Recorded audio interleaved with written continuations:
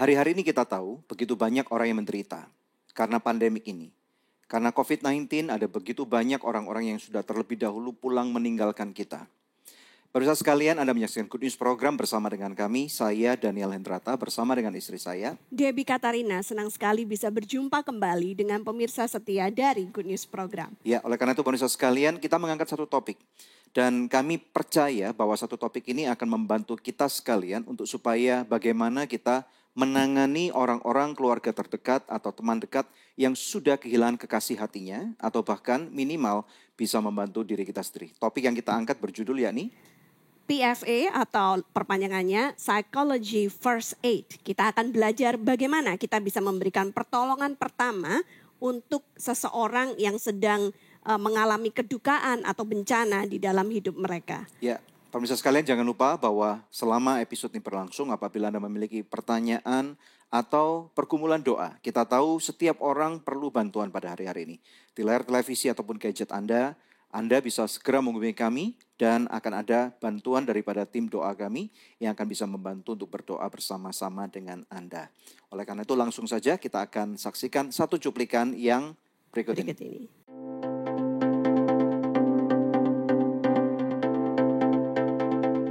PFA atau Psychology First Aid adalah sebuah respon yang bersifat manusiawi dan suportif kepada sesama manusia yang sedang menderita atau memerlukan dukungan. Kita tahu kondisi saat ini banyak sekali orang-orang yang sedang mengalami penderitaan. Baik karena ditinggal anggota keluarga yang meninggal akibat COVID-19, ataupun karena tekanan hidup yang semakin hari semakin berat. Pada episode kali ini, Good News Program mengundang narasumber yang akan mengajarkan kita bagaimana menjalankan pertolongan pertama pada psikologi atau PFA. Bersama Nona Puru Utomo, seorang psikolog dan counselor yang sudah memiliki lebih dari 20 tahun melakukan pekerjaan kemanusiaan dan pembangunan nasional. Nona juga mengajar di beberapa perguruan tinggi sebagai dosen tamu sejak 1998, serta menjabat sebagai Executive Director of the Learning Farm. Sudah gak sabar lagi kan mau belajar sama-sama?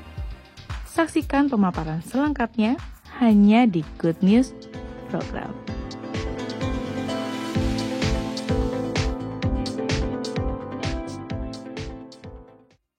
Di sisi lain juga coba aktifkan keluarga untuk bisa melakukan berbagai hal bersama-sama.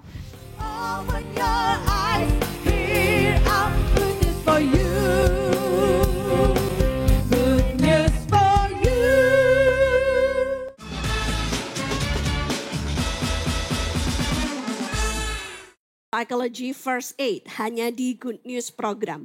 Pemirsa, hari ini kita akan menampilkan seorang narasumber yang sangat kompeten di bidangnya, Ibu Nona Puru Utomo. Beliau adalah seorang psikolog, counselor, dan dosen. Nah, kita akan belajar dari Ibu Nona. Ya. Shalom Ibu Shalom, Nona. Bu. Shalom. Ya, puji Tuhan. Terima kasih Bu untuk waktunya ya. Ya, terima kasih. Ya, Bu Nona, salam kenal Ibu dengan kami di Good News Program. Ibu silakan Bu Nona bisa memperkenalkan diri. Oke, Shalom, saya Nona Puru Utomo. Saya sudah mungkin 30-an tahun sebagai psikolog dan juga konselor. Saya lulusan Fakultas Psikologi Universitas Gadjah Mada dan kemudian mengambil spesialisasi counseling di Harvard Graduate School of Education. Wow. Keren. Dan kemudian juga saya mengambil spesialisasi khusus terkait dengan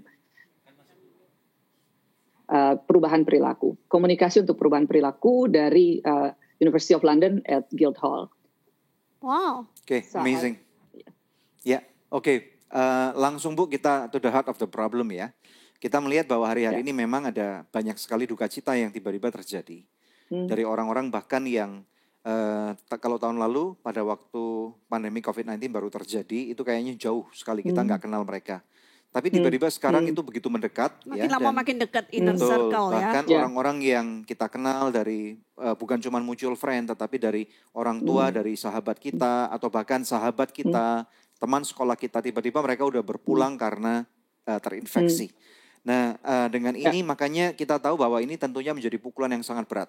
Bahkan tidak sedikit pula orang-orang yang ayah dan ibunya, papa mama tiba-tiba langsung meninggal, atau anaknya 1 atau 2 orang tiba-tiba meninggal.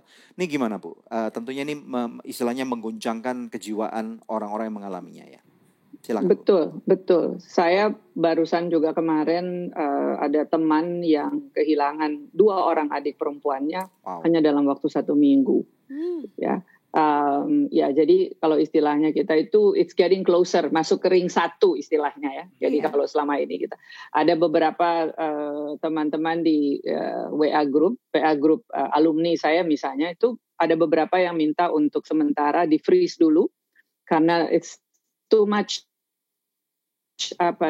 berita duka di WhatsApp group ya. Hampir setiap hari kalau kita membuka kan, itu ada saja berita duka atau minta mendoakan teman yang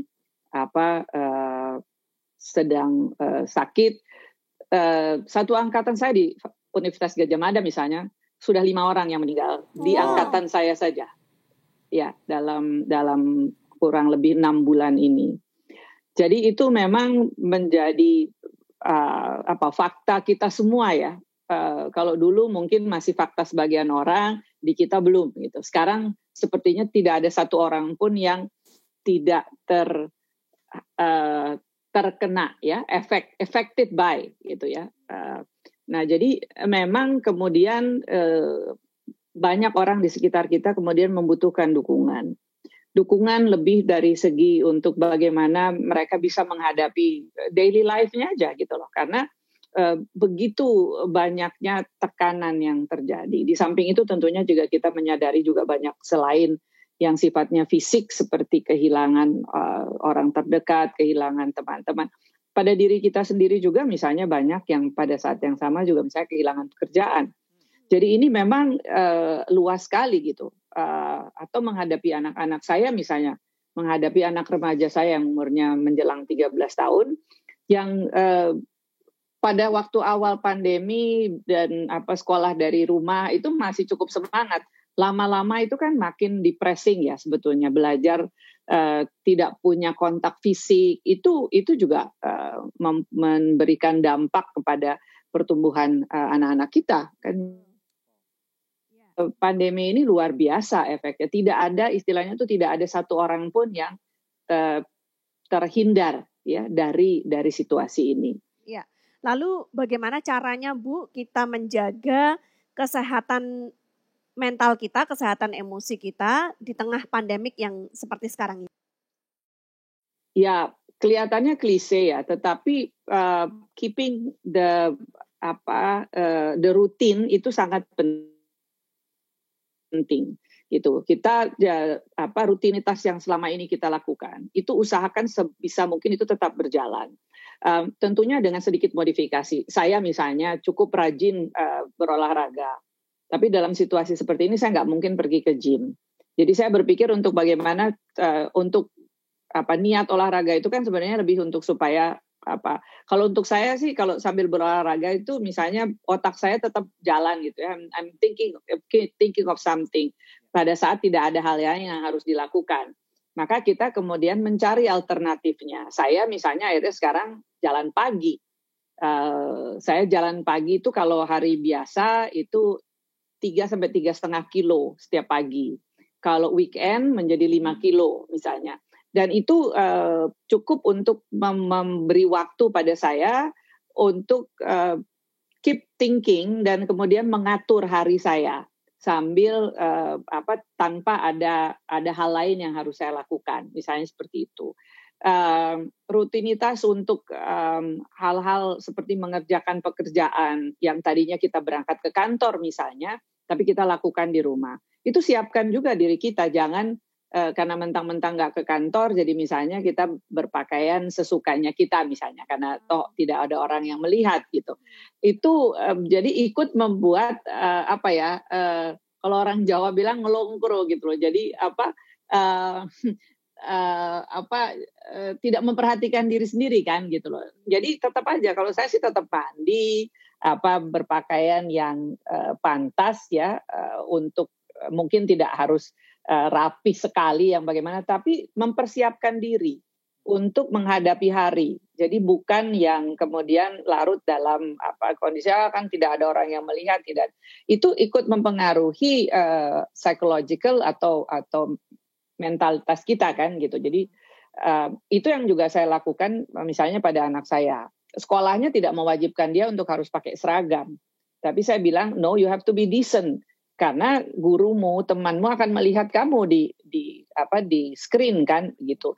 Nah ini kemudian cukup membantu. Di sisi lain juga coba aktifkan keluarga untuk bisa melakukan berbagai hal bersama-sama. Nah ini yang kita masing-masing akan melihat pada situasi-situasi kita. Tapi yang paling utama adalah untuk saya adalah keeping the routine, ya. Dan tidak kemudian terperangkap di dalam situasi di mana nggak ada orang yang lihat ini, jadi saya bisa melakukan apa saja. Itu yang kemudian akan bit by bit itu eating up kita sih sebetulnya dengan cara yang seperti itu. Ya. Oke. Nah Bu, kalau misalnya contoh kasus ada tadi kan kita tahu ada teman-teman begitu dekat ring satu yang sudah kena dan kemudian bagaimana sikap kita untuk dapat menolong mereka yang misalnya keluarganya udah berpulang. Ini kan worst case scenario seperti itu. Ya. Betul. Jadi silakan. Ini yang kembali ke tadi Bu Debbie bilang, kita mau ngobrol tentang psychological first aid atau sering dikenal dengan PFA. Pada dasarnya kalau kita bicara secara konsep besar elemen PFA itu yang mengacu kepada apa yang Pak Daniel katakan, itu membantu untuk orang lain merasa nyaman. Dalam hal ini teman atau keluarga kita yang kehilangan orang-orang dekatnya misalnya. Itu membantu merasa nyaman, itu adalah membantu kalau di dalam istilahnya PFA itu kita bagaimana kita memvalidasi pikiran dan emosi mereka. Mendengarkan bahwa kecemasan, bahkan ketakutan mereka itu adalah valid. Dan bahwa apa yang mereka rasakan itu sesuatu yang real untuk mereka. Seringkali orang-orang yang berada dalam situasi seperti ini kan merasa bahwa cuman dia sendiri yang berduka. Dia kalau kasih tahu ke orang lain juga nanti malah bikin orang lain merasa bagaimana. Nah, kita justru yang memvalidate itu pada mereka dan mengatakan bahwa mungkin saya belum mengalami seperti yang kamu alami, tetapi saya bisa merasakan apa yang kamu rasakan, gitu ya. Jadi kalau ada yang ingin mau diceritakan, ingin apa, silahkan bisa ngobrol. Sometimes perhatian-perhatian kecil seperti mengirimkan pesan, dan kita sebagai orang Kristen misalnya mengirimkan doa pagi misalnya bagi dia. Bagi teman atau keluarga kita itu checking from time to time, memberikan informasi yang menurut kita mungkin diperlukan bagi dia. Dan kalau dia sudah masuk pada situasi di mana dia masuk pada situasi stres, tapi biasanya tidak terlalu dia sadari, kita bisa memberikan edukasi tentang hal ini. Saya ambil contoh saja terkait dengan teman saya yang barusan saya bilang kehilangan 2 orang adiknya. Dia psikolog. Wow. Dia psikolog sendiri sebetulnya, tetapi memang dia lebih banyak setelah ini dalam pekerjaannya lebih banyak di human resources. Jadi tidak pada counseling ya misalnya gitu loh. Jadi yang saya katakan pada dia itu lebih kepada give time for yourself ya gitu, bahwa grieving itu, berduka itu adalah sesuatu yang sangat wajar gitu. Jadi dan take your time if you want to grieve gitu ya, dan tidak ada orang yang akan menghakimi kamu bahwa misalnya sudahlah gitu. Dan ini satu hal juga yang mungkin saya ingin sharing ya. Saya banyak mengajarkan juga tentang konseling kedukaan. Seringkali kita begitu menemui orang yang mengalami kedukaan, kalimat yang paling sering keluar dari diri kita itu adalah kan seperti sudahlah, dia sudah sudah hilang sakitnya, sudah tenang di rumah Bapak misalnya. Itu benar sekali gitu loh. Tapi itu kan about orang yang sudah pergi. What about me? What about me who stays? Kan gitu, ya kan? Nah, ini yang tanpa kita sadari sebenarnya kita memberi tambahan stres kepada dia gitu kan. Jadi seolah-olah I'm not letting him go. Ya kan? Gitu. Nah, ini yang lebih perlu untuk kita bantu memvalidate bahwa it's okay kalau kamu masih grieving. It's okay ya, seperti yang saya bilang pada teman saya itu. It's a double jeopardy kalau orang mau bilang gitu ya. Jadi one after another gitu ya. Jadi dalam 1 minggu ya, dan it's all because of COVID gitu. Nah, dan banyak hal kan misalnya, jadi merasa bahwa tidak bisa memberikan proper goodbyes kan, yang seperti itu. Betul. Tidak bisa menguburkan So saya bilang sama dia, just say it gitu loh ya, just say it gitu loh, bahwa saya berduka itu lebih kan juga karena saya nggak bisa, I cannot kiss them goodbye ya, I cannot say proper goodbyes. Say it gitu loh, nggak perlu harus dipendam gitu. Nah ini yang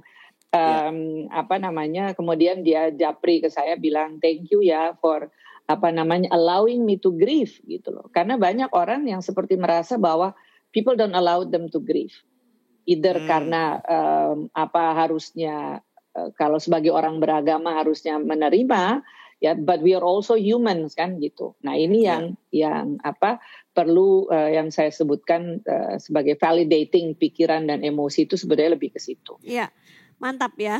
Nah, Bu Nona, tapi masalahnya kan gini, banyak di antara kita itu yang bermaksud baik, kita mau menghibur orang-orang yang sedang kedukaan, tapi malah berakhir kita ngomong hal-hal yang salah gitu. Misalnya, kamu harus kuat, masa gini aja gak kuat, misalnya gitu. Atau bisa juga terus kita ngomong, ya gimana ya, memang dunia kayak gini, kayaknya Tuhan sedang marah, Tuhan sedang mengutuk kita. Nah, jadi tambah bukannya memberikan sesuatu yang positif, malah orangnya makin down. Atau mungkin ada satu statement yang seringkali orang tulis nih, Tuhan lebih sayang sama kamu. Betul, misalnya. Betul. Saya rasa itu gak ada yang salah, tetapi bagi saya itu menggelitik berarti Tuhan gak peduli sama kita gitu, yang ditinggal. Tuhan lebih sayang, makanya sampai sayangnya kamu gak kuat gitu. Diambil duluan gitu apakah ya. Tuhan begitu kejam sehingga kamu harus terlunta-lunta, apalagi seorang ayah yang cukup muda, anaknya 4, misalnya yang utangnya masih banyak, yang harus ditanggung oleh setiap daripada mereka. Nah gimana nih Bu? Ya, jadi itu yang tadi saya bilang. Jadi di dalam PFA misalnya kan dikatakan itu fokus pada si orang yang memang membutuhkan first aid. Kan sama seperti begini. Itu saya umpamakan seperti kalau first aid-nya palang merah. Yang fisik ya, itu ya. P3K. Jadi P3K yang ini ya. Jadi kalau kena kegores apa gitu ya, terus agak keluar darahnya ya udah. Ya, first aid itu adalah bukannya menyalahkan si orang itu, misalnya kamu kok bisa jatuh sih kan gitu ya. Kan seringkali ini kok bisa jatuh sih? Kok how did it happen? Ya kan sebetulnya gitu. Tapi yang dilakukan kalau kita bilang first aid adalah kita ambil dulu plester. Saya nggak mau nyebut merek karena cenderung kita suka nyebut merek. Kita ambil plester luka dan kita taruh kan di situ untuk menyetop perdarahannya, walaupun perdarahan kecil misalnya, atau membebatnya dengan perban, perban kan misalnya, dan bukan mempertanyakan mengapa itu terjadi kan begitu. Nah ini juga sama dengan kalau psychological first aid gitu loh. Jadi pada orangnya apa sih yang dibutuhkan orang itu. Nah kalau di dalam pemahaman PFA itu bantu mereka untuk menjadi nyaman. Di dalam proses PFA itu disebut dengan melihat, mendengar, menghubungkan. Itu 3 proses yang biasanya harus dilakukan. Mendengarkan itu adalah apa sih sebetulnya yang ingin mereka sampaikan. Bukan kita duluan yang jumping untuk seolah-olah kita yang lebih tahu bahwa mereka membutuhkannya ini kan, makanya lalu akhirnya statementnya adalah sudahlah, nggak usah sedih, ya kan. Tuhan yang memberi, Tuhan pula yang mengambil, Tuhan itu sayang kepada dia yang pergi, kan begitu. Nah, itu berarti kita tidak fokus pada si orangnya kan, kita fokus. I see. Nah ini itu bicara pada fokus to the person in need, ya kan. Nah, person in need ini dia need-nya apa yang dia perlukan. Dia sebetulnya dia perlukan pada saat kedukaan, pada saat situasi yang stressful seperti ini adalah orang siding with her atau siding with him, berada bersama-sama dengan dia untuk mengatakan bahwa it's okay, itu ya. I may not understand, tapi it's okay, gitu kan. Kadang-kadang juga kita juga tidak boleh, kalau istilah anak sekarang nggak boleh juga sotoy gitu loh. Seolah-olah saya ngerti gitu loh kamu apa yang kamu ada, because we don't, kan gitu loh. Kayak saya nggak bisa bilang sama teman saya itu bilang I understand. No, you don't. I lost 2 sisters in 1 week, kan gitu. Wow. At the same time, dalam hati padahal saya juga pernah bicara dalam hati saya gitu loh, misalnya.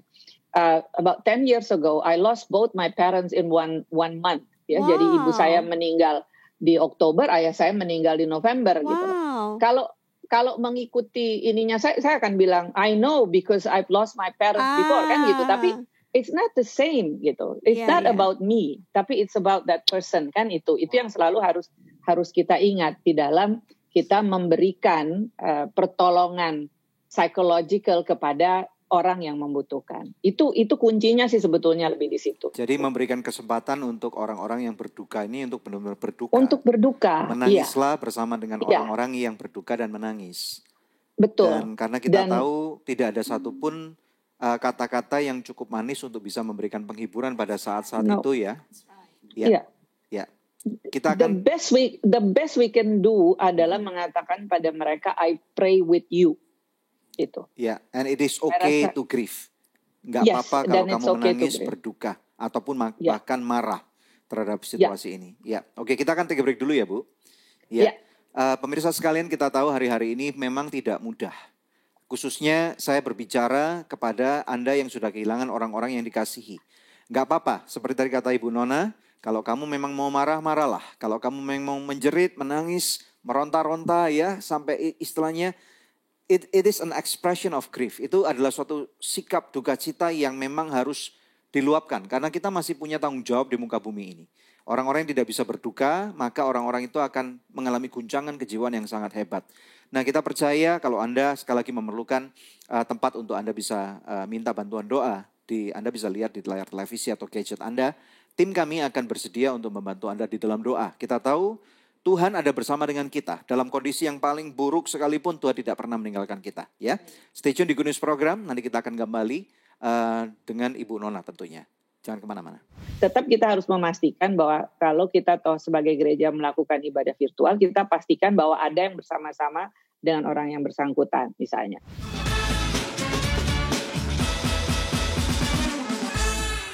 Ya, kita tahu bahwa namanya manusia, usia itu di tangan Tuhan. Kalau seseorang hari ini dipanggil oleh Tuhan, seringkali yang ditinggal itu merasa begitu berduka sekali. Nah, hari ini di Good News Program, kita berbicara dengan seorang narasumber yang sangat kompeten, yang kita percaya episode ini akan bahkan bisa membantu kita sekalian dengan topik yaitu Psychology First Aid, menampilkan Ibu Nona. Silakan. Ya, Ibu Nona tadi kan bilang ada 3 poin penting yang harus dilakukan untuk PFA ini. Yang pertama adalah lihat apa kebutuhan yang ada di lapangan.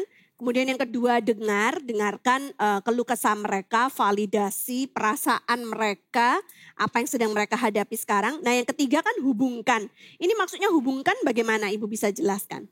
Ya, jadi hubungkan itu kan begini. Jadi bahwa kita tidak bisa melakukan semuanya. Nah bagaimana kita menghubungkan orang-orang yang membutuhkan ini dengan kepada akses yang lain. Ada yang sifatnya fisik misalnya, seperti kita ketahui ada yang namanya bansos kan. Bagaimana kita mendapatkan informasi misalnya, sehingga orang-orang ini juga eligible misalnya untuk mendapatkan bantuan itu.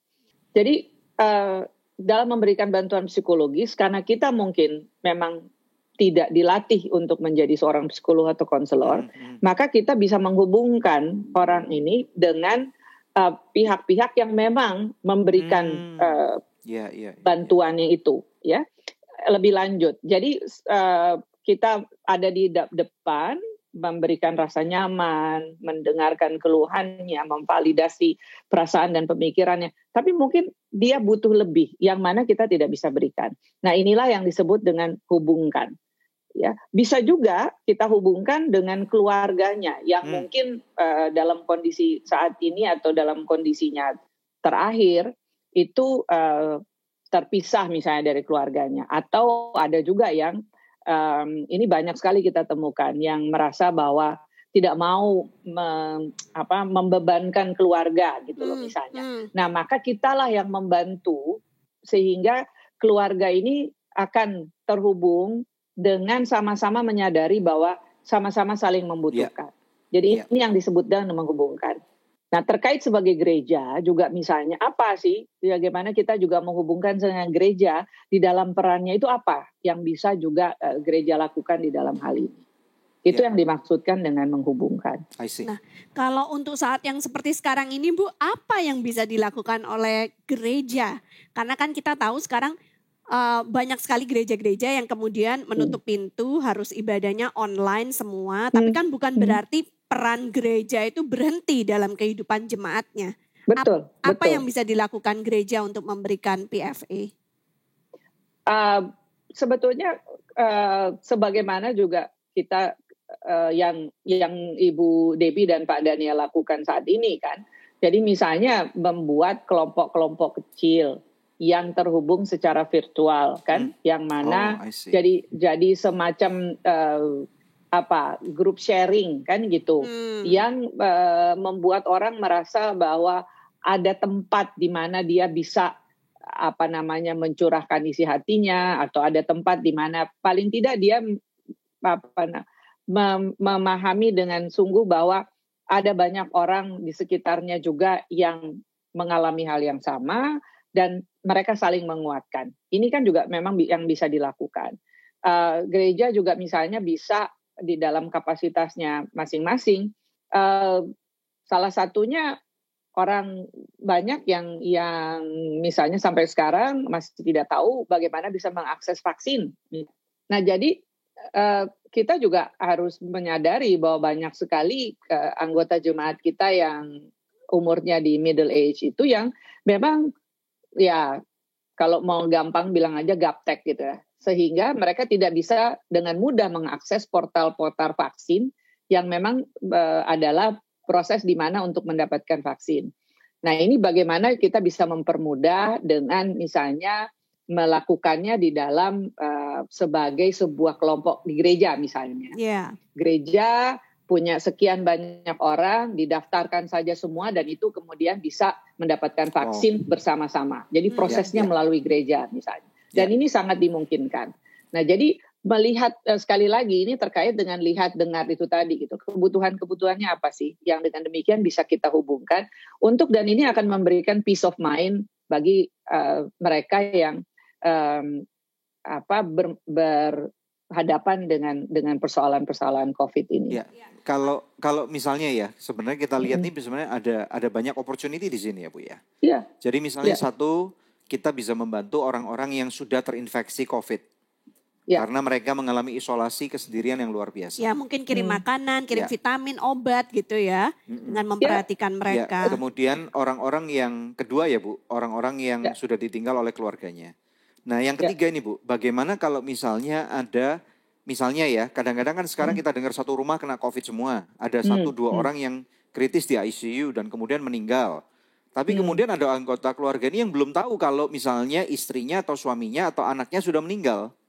Nah, gimana Bu? Apakah kita perlu untuk mengupdate kondisi ini kepada orang yang juga lagi lemah terbaring di ICU ini?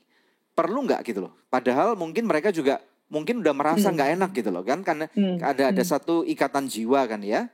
Dan kemudian mereka merasa kok kayaknya nggak enak banget ya dalam beberapa hari ini, kenapa gitu loh. Tapi dia anggota keluarganya nggak berani aksesnya ngomong. di-block nih. Nah, karena kan dilema gitu. Kalau diomongin nanti dia drop gitu.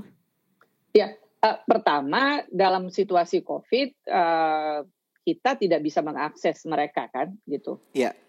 Tidak bisa mengakses pasien. Saya kebetulan juga tadi pagi juga baru ini ada salah satu teman dulu di Fakultas Psikologi UGM juga, dia sebenarnya kakak kelas saya. Tapi orang ini cukup dikenal sebagai salah satu forensic psychologist yang mumpuni ya. Jadi sempat sudah dirawat dan sudah membaik, sudah negatif. PCR-nya pun sudah negatif. Tapi tadi pagi tiba-tiba kami mendapat kabar bahwa karena semalam sesak, dia harus sekarang masuk ke ICU karena punya comorbid diabetes. Ya, nah cukup bukan simpang siur, cukup banyak diskusi di seputar apakah perlu memberitahukan istrinya. Karena dia punya istri dan ada anak yang umur sekitar 12 tahun. Jadi kita kemudian mengatakan bahwa kita lihat saja dulu kondisinya nanti. Jadi ini masih harus ini jangan sampai kita memberikan informasi yang terlalu cepat itu, dan itu lalu menimbulkan kekhawatiran yang tidak perlu. Kan itu satu. Tapi tadi pertanyaannya lebih kepada bagaimana dengan kalau yang sudah meninggal, bagaimana harus memberitahukan dan sebagainya. Juga karena akses kita terhadap si pasien yang ada di ICU itu kan juga nggak bisa kan. Gitu. Jadi tetap saja kalau saya bilang kembali kepada melihat dan mendengarkan itu tadi gitu loh. Jadi kita lihat juga kondisinya seperti apa dan tentunya kita pantau melalui status di rumah sakitnya. Nah nanti setelah kita lihat orangnya sudah lebih stabil, baru kita akan menyampaikan informasi yang bisa lebih diterima dengan baik oleh yang bersangkutan. Karena kalau saya prinsipnya kan begini, karena lebih melihat kepada menimbang yang terbaik di antara yang terburuk, kan seperti itu. Jadi kalau toh sekarang kita beritahukan, tapi kemudian memberikan efek yang jelek kepada orang yang bersangkutan, saya lebih memilih untuk menunda. Karena toh dalam situasi seperti sekarang, kita tidak bisa terlepas di dalam dari aturan yang memang sudah ditetapkan oleh pemerintah kan. Kalau sudah meninggal ya harus langsung dikubur. Gitu. Iya, Jadi betul. tidak ada yang misalnya, kan tidak ada yang perlu dipertimbangkan dari seorang yang bersangkutan, misalnya terkait dengan kalau ini berbeda dengan kalau kematian biasa ya, misalnya di mana apakah mau ditahan dulu, tunggu siapa yang datang dulu. Betul. Itu kan sehingga pertimbangan untuk memberitahukan sekarang atau nanti itu menjadi lebih krusial. Tetapi dalam situasi yang seperti ini, saya rasa kita lebih menunggu sehingga orang itu lebih siap terlebih dahulu. Karena ya kembali lagi, there is nothing that he or she can do kan. Mau dikasih tahu lebih awal atau lebih belakangan. Lebih ke situ sih, itu prinsipnya lebih ke situ. Mantap. Nah, terus kalau ngomong sampai kepada yang sudah meninggal gitu ya Bu. Tadi kan Ibu bilang ada beban mental buat keluarga karena tidak bisa datang di sana atau memberikan penguburan yang layak. Nah itu bagaimana kita harus memberikan penghiburan kepada keluarga yang seperti itu Bu. Nah satu hal yang bisa dilakukan gereja kan melakukan ibadah penghiburan secara online pakai Zoom misalnya begitu. Nah tapi memastikan supaya kita nggak salah ngomong lagi itu gimana Bu? Ya kembali lagi tetap pada siklus lihat dengar hubungkan itu tadi ya. Jadi misalnya walaupun misalnya kita berpikir bahwa sangat baik kalau kita memberikan ibadah penghiburan, mungkin kita juga harus tanyakan pada orangnya, apakah Anda siap untuk sekarang, kan gitu misalnya. Lalu ada siapa yang akan menemani dia di sana pada saat ibadah penghiburan itu dilakukan. Sehingga kan jangan sampai kan kita sebenarnya mungkin kadang-kadang juga Bu Debbie bukan sesuatu yang kita katakan, malah kadang-kadang sesuatu yang tidak kita katakan itu juga bisa memicu sesuatu. Jadi ya misalnya kan gitu. Jadi misalnya something terkait dengan saya misalnya ya itu saya punya ritual sendiri dengan ibu saya misalnya terkait dengan kebaktian gitu loh. waktu di masa-masa awal saya kehilangan ibu saya, itu saya super sensitif bahwa kok itu nggak ada ya gitu loh. Mami tuh suka sebetulnya bagian itu dari ibadah gitu loh, misalnya kan gitu ya. Nah ini ya, so it's not always about something we said ya, maybe something that we didn't say atau sesuatu yang tidak kita lakukan lalu bisa memicu something pada orang itu. Jadi tetap kita harus memastikan bahwa kalau kita toh sebagai gereja melakukan ibadah virtual, kita pastikan bahwa ada yang bersama-sama dengan orang yang bersangkutan misalnya. Nah sekali lagi di dalam kondisi COVID seperti sekarang, itu kan tetap protokol kesehatan menjadi hal yang penting ya. Jadi yang mendampingi itu kan juga harus safe gitu. Nah ini semua hal-hal yang betul-betul saya rasa semua dari kita ini sebuah pembelajaran bersama.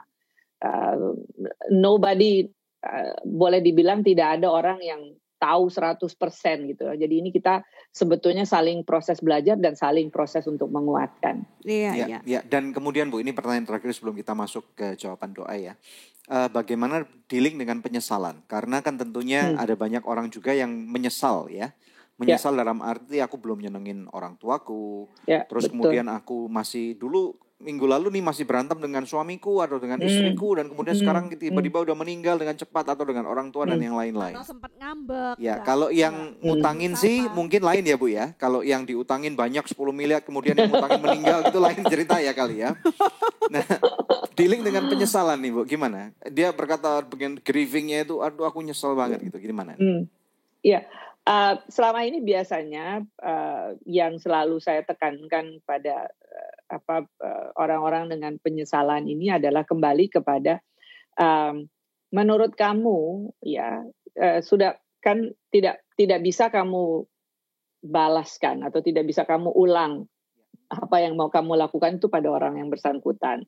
So menurut kamu what is the best yang bisa kamu lakukan yang paling tidak bisa mengurangi penyesalan?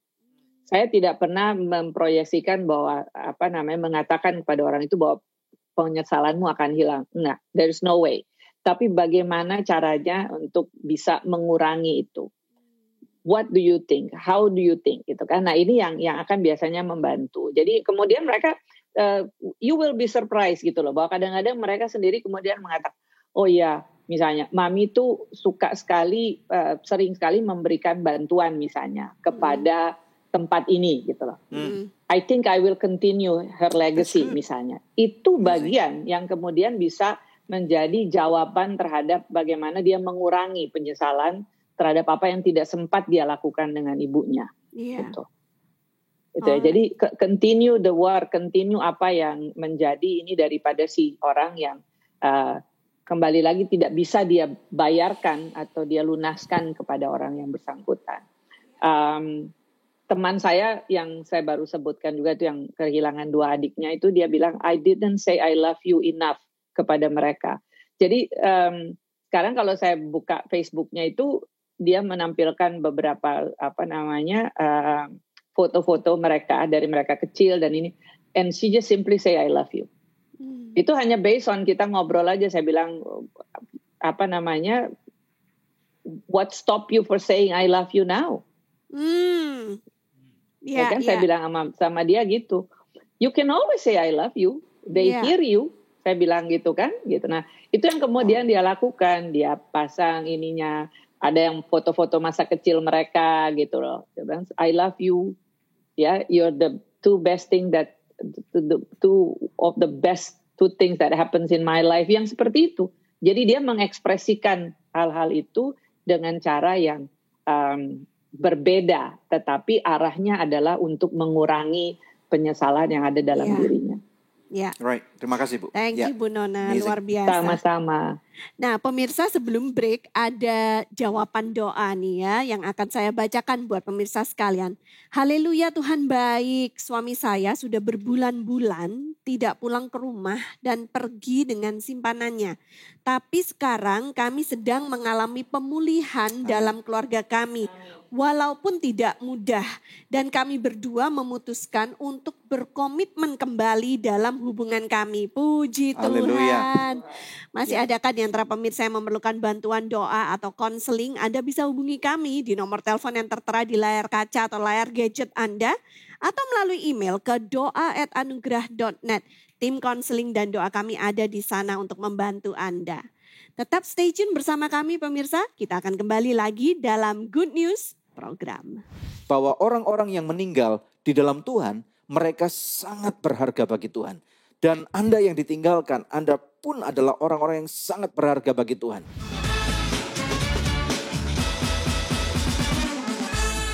Open your eyes, hear our good news for you.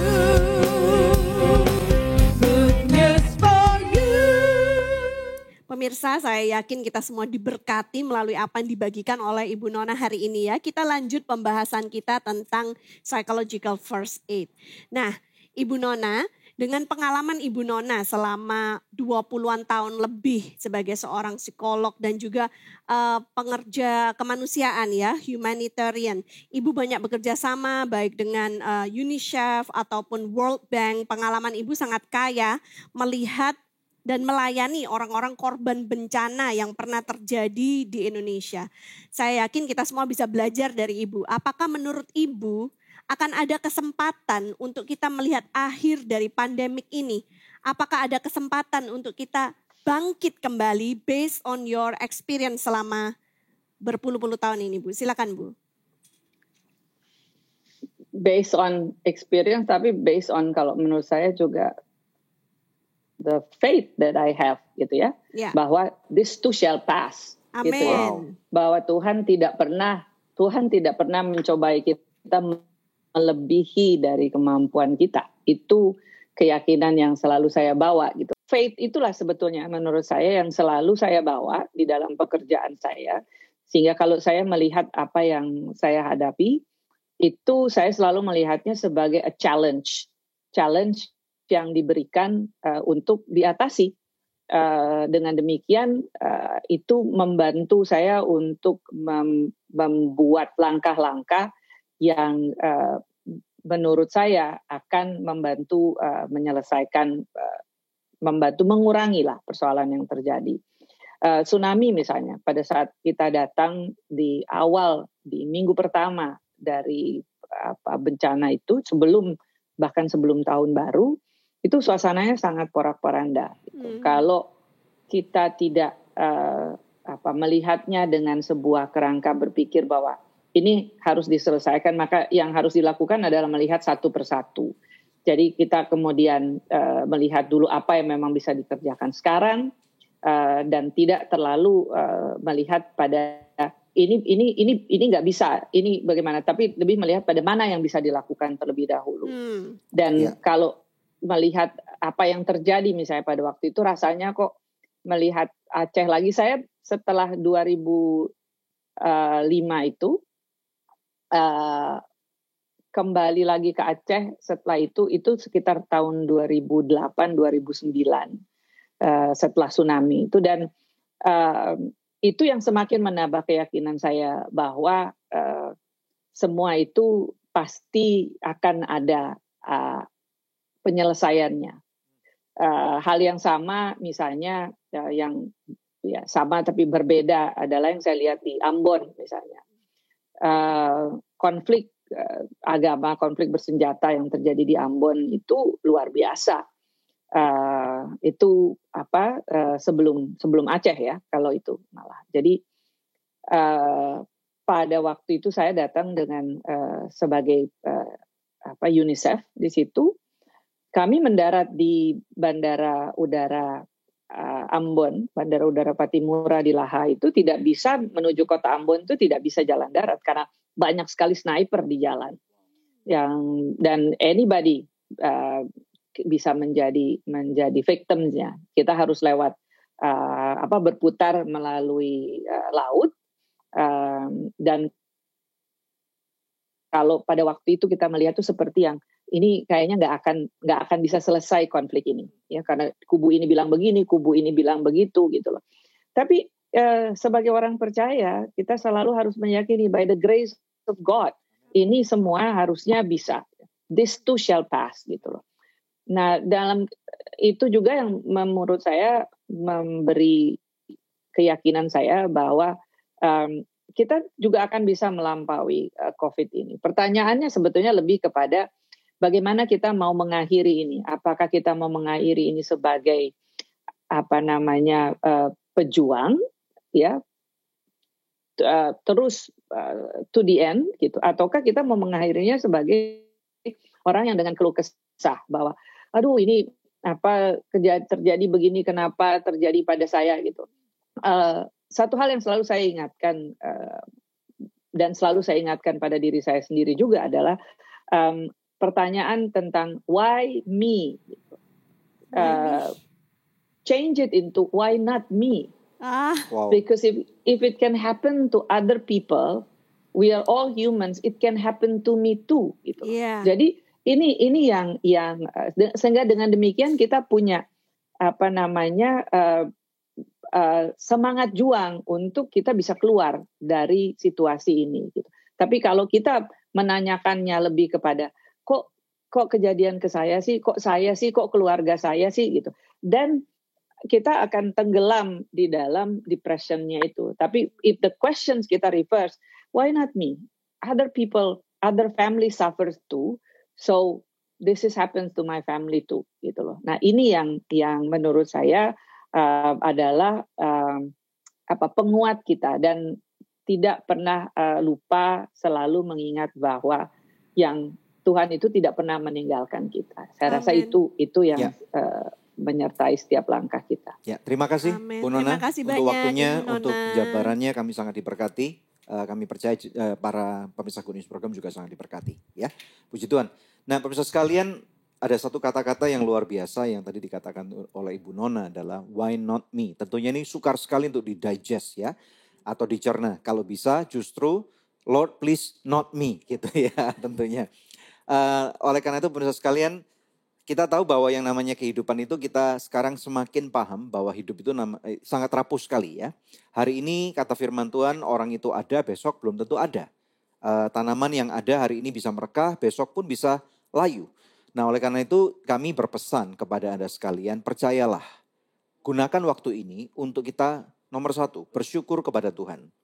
Kemudian yang nomor 2, bagaimana dengan iman saudara?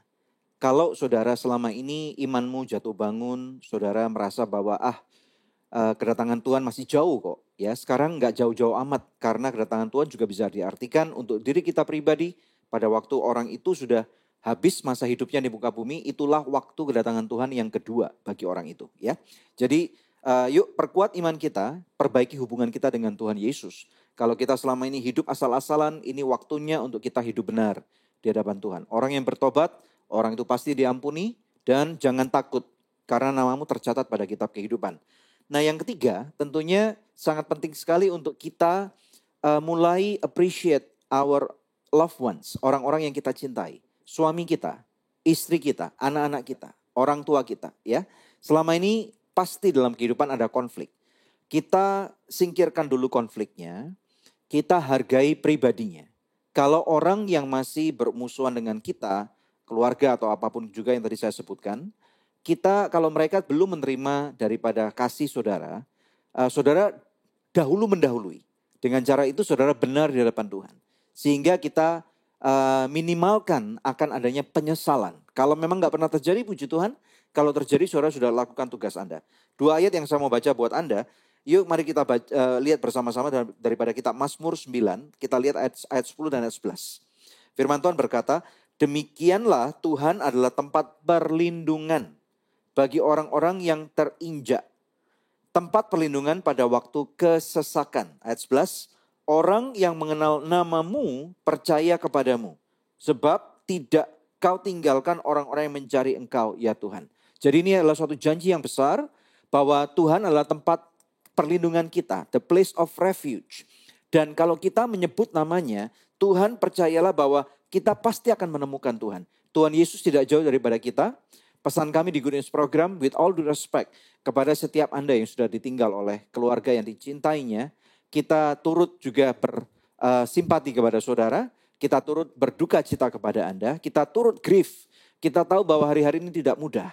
Namun percaya bahwa orang-orang, firman Tuhan mengatakan bahwa orang-orang yang meninggal di dalam Tuhan, mereka sangat berharga bagi Tuhan. Dan Anda yang ditinggalkan, Anda pun adalah orang-orang yang sangat berharga bagi Tuhan. Tuhan belum selesai bagi kita yang masih ada di muka bumi ini. Percayalah, harapan itu adalah sesuatu yang sangat luar biasa.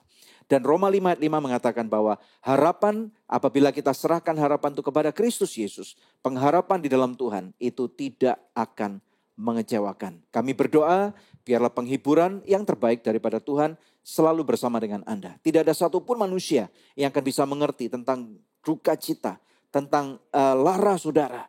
Tetapi Tuhan itu satu-satunya pribadi yang mengerti saudara. Kami berdoa biarlah episode ini boleh menjadi berkat buat kehidupan Anda. Yuk kita tutup dalam doa. Mari kita berdoa, pemirsa sekalian. Bapa, dalam nama Yesus, kami berdoa khususnya bagi mereka yang sudah kehilangan anggota keluarga. Mereka yang lagi berduka. Tuhan, bangsa ini, negara ini, dunia ini lagi sakit. Kami minta kekuatan-Mu untuk bagi kami yang sampai hari ini Engkau masih izinkan untuk tinggal di muka bumi ini, masih hidup dengan nafas kehidupan. Kami minta kekuatan untuk kami bertahan.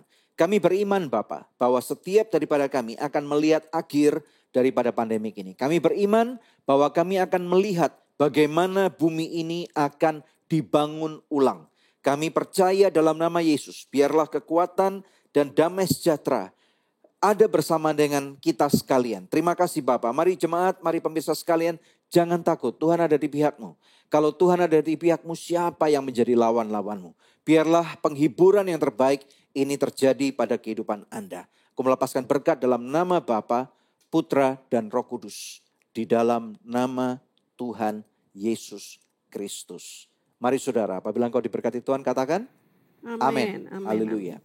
Puji Tuhan saudara, terima kasih untuk kebersamaan kita 1 jam ini. Saya percaya Anda diberkati sama seperti kami semua juga merasa diberkati. Kiranya ilmu yang kita pelajari hari ini akan berguna buat kehidupan kita masing-masing. Jumpa lagi di pekan yang akan datang di hari, jam, dan stasiun televisi yang sama. Saya Debbie Katarina bersama dengan suami saya Daniel Hendrata, dan juga terima kasih kepada Ibu Nona. Dan teman-teman sekalian, apabila Anda diberkati, silakan forward episode ini kepada orang-orang yang memang memerlukan. Sampai jumpa, Tuhan Yesus memberkati. Halo teman-teman sekalian, Anda baru saja menyaksikan sebuah episode Good News program, atau mungkin Anda juga menyaksikan video-video tayangan yang lain yang kami pernah upload pada channel @Anugerah Ministries. Dan saat ini secara pribadi pula, saya mengajak Anda untuk berpartner bersama dengan kami. Sehingga lebih banyak lagi tayangan-tayangan yang luar biasa. Akan ada inovasi-inovasi baru, akan ada kesempatan bagi Anda juga untuk membantu kami untuk memperlebar kerajaan surga. Jangan lupa untuk subscribe pada channel YouTube kami, yaitu di @Anugerah Ministries. Anda bisa langsung pencet, dan kemudian jangan lupa untuk pencet ada loncengnya. Sehingga apabila ada setiap video baru, tayangan baru yang diupload, Anda akan langsung mendapatkan notifikasi pada email Anda atau pada YouTube Anda.